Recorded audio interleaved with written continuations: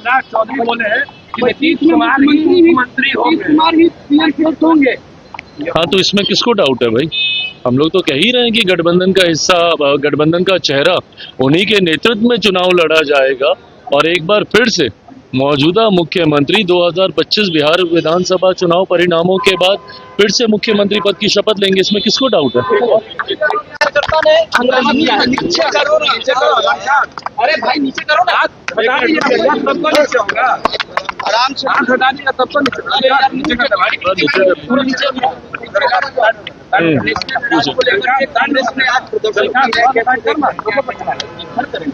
देखिए, ये तमाम जांच का विषय है। अगर इसमें कोई दोषी है तो जरूर कार्रवाई होगी। कानून से ऊपर तो देश में कोई नहीं है ना। आप अगर किसी पार्टी के बड़े नेता हैं इसलिए आपके ऊपर कार्रवाई नहीं होगी, या आप किसी बड़े परिवार से आते हैं इसलिए आपके ऊपर कार्रवाई नहीं होनी चाहिए। और इस तरीके से जांच की प्रक्रिया को प्रभावित करने के प्रयास के साथ इस तरीके से प्रदर्शन, आंदोलन करना मुझे नहीं लगता ये उचित है। जांच हो, अगर आप दोषी नहीं है तो आपको डरने की जरूरत नहीं है। बट हाँ, अगर आप दोषी हैं तो भले आप कोई भी हो, कितने भी बड़े परिवार से आप रिश्ता रखते हो या पार्टी में आप किस पद पर हो, कार्रवाई जरूर होगी, सजा जरूर मिलेगी। कल इंडिया अलायंस की बैठक होनी है पटना में, लेकिन कल इंडिया सीटों को लेकर के नतीजे नहीं देखने को मिले, ना ही अगर बैठक कल भी बैठक होगी, कल इंडिया अलायंस की बैठक होनी है। हाँ तो ठीक है, करें बैठक भाई, क्योंकि इन लोगों के बीच में तो बहुत ही विवाद है।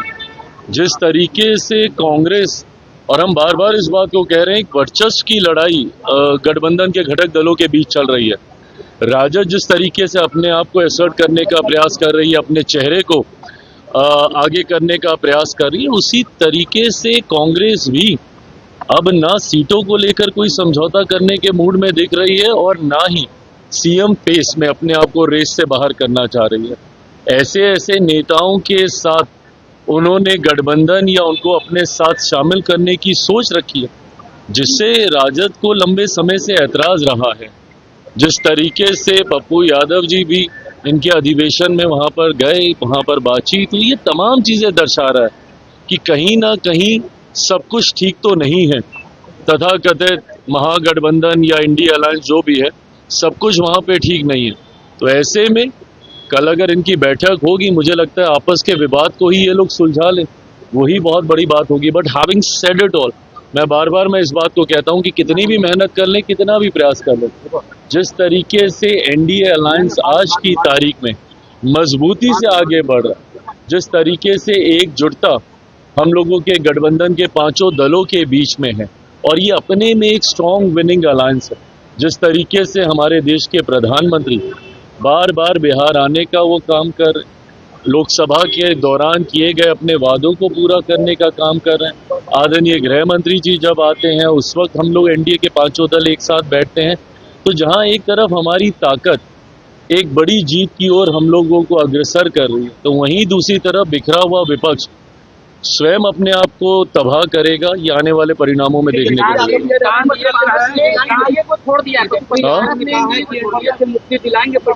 क्या ये ऐसी बड़ी बड़ी बातें ये लोग ना जाने कितने चुनाव से लोग कर रहे हैं।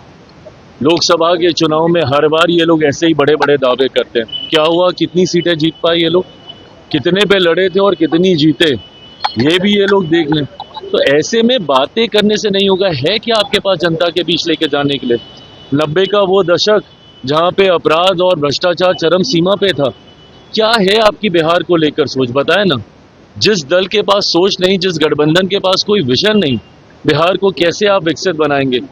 आप ही की वजह से बिहार आज बर्बादी की कगार पर आकर खड़ा हुआ है। ऐसे में जनता आपके ऊपर क्यों विश्वास करेगी? और जनता आपके ऊपर विश्वास नहीं करती, इसीलिए बार बार आपका गठबंधन राष्ट्रीय स्तर से लेके अलग अलग राज्यों में हार का उनको सामना करना पड़ता है।